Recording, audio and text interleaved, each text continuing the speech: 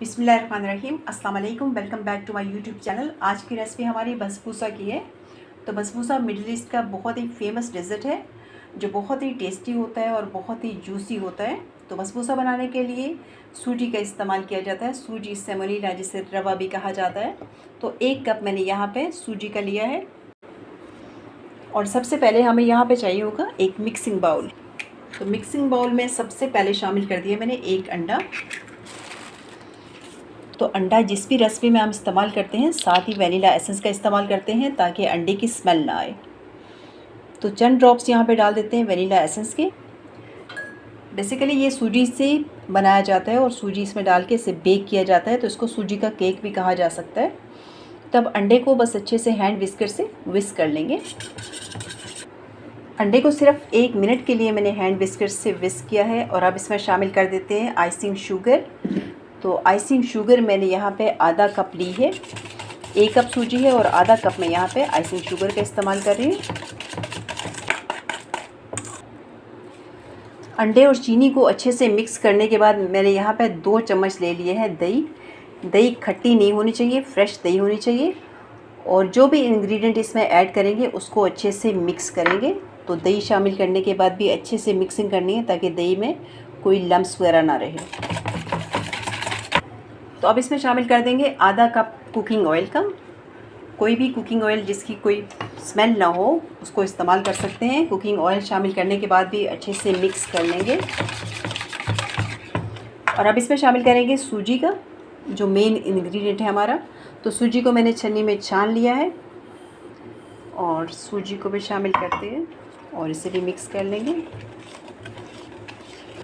और आधा कप मेरे पास है नारियल का बुरादा यानी कोकोनट पाउडर। फ्रेश कोकोनट का मैंने लिया है पाउडर। तो इसको भी शामिल कर देंगे और मिक्सिंग कर लेंगे अच्छे से। 7 मिनट के लिए बैटर को रेस्ट देंगे। सूजी शामिल कर ली है तो इस सूजी को फूलने का टाइम देंगे और उसके बाद इसमें बेकिंग पाउडर शामिल करेंगे। तो बसबूसा बनाने के लिए बैटर को हमने 5 से 7 मिनट का रेस्ट दिया है। जब तक इसके लिए शुगर सिरप तैयार कर लेते हैं। तो यहाँ पे मैंने ½ कप ले लिया है चीनी का। चाहें तो 1 कप भी ले सकते हैं। मीठा इसमें शुगर सिरप अपने टेस्ट के अकॉर्डिंग कम या ज़्यादा इस्तेमाल कर सकते हैं। और 1 कप इसमें डालने लगी हूँ पानी का, यानी ½ कप चीनी है तो 1 कप पानी है। तो इसका शुगर सिरप तैयार कर लेंगे। तो शुगर सिरप तैयार कर लेते हैं। यहाँ पे चीनी मेल्ट हो जाए और हल्के से बबल्स आ जाएं, कोई हमने इसमें तार वार नहीं बनानी। और यहाँ पे मैं शामिल करने लगी हूँ 1 टीस्पून लेमन जूस का।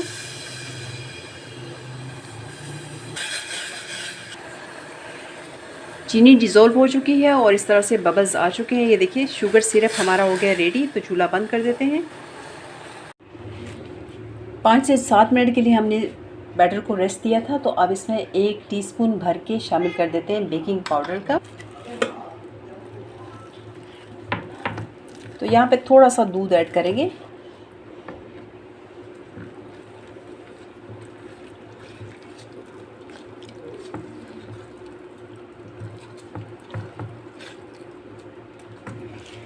तो 4 से 5 चम्मच मैंने यहाँ पर दूध शामिल किया और ये देखिए बैटर की कंसिस्टेंसी बिल्कुल परफेक्ट हो गई है। तो इसे बेक करने के लिए बेकिंग मोल्ड जो हमने रेडी किया है घी से ग्रीस कर लिया और बीच में बटर पेपर मैंने लगा दिए। तो बैटर सारा इसमें शामिल कर देंगे बसबूसा के लिए। तो बसबूसा को बेक करने के लिए सारा बैटर पैन में शामिल कर देंगे।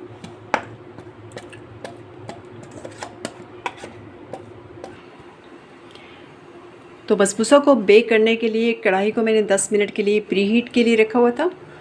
तो अब इसे रख देते हैं बेक होने के लिए। 35 से 40 मिनट में मीडियम आंच पे बसबूसा हमारा बेक हो जाएगा। अल्हम्दुलिल्लाह बसबूसा हमारा रेडी हो गया है, बेक हो चुका है और माशाल्लाह से बहुत ही खूबसूरत कलर आया है। अब इसको डीमोल्ड कर लेते हैं। तो माशाल्लाह से बैक साइड से भी बहुत खूबसूरत कलर आया है। तो बटर पेपर रिमूव कर देंगे। तो मैंने जिसमें सर्व करना है उस बाउल में से उल्टा देंगे प्लेट समेत।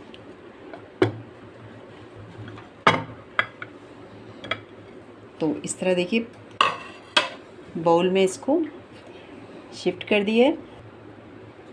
तो बसबूसा हमारा गरम है और शुगर सिरप जो है उसको मैंने ठंडा कर लिया था, तो इसके ऊपर शुगर सिरप डाल देते हैं। तो ये देखिए इस तरह से शुगर सिरप डाल देंगे और एब्जॉर्ब हो जाएगा इसमें।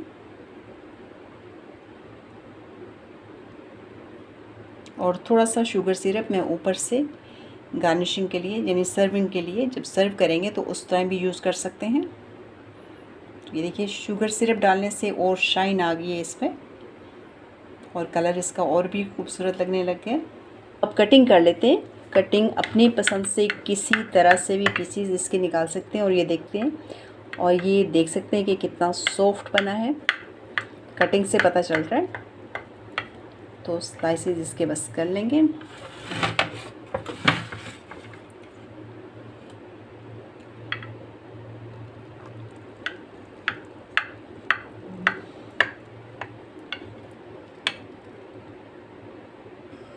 शुगर सिरप डालने के बाद गार्निशिंग के लिए मैं यहाँ पे कटे हुए पिस्ते इस्तेमाल कर रही हूँ।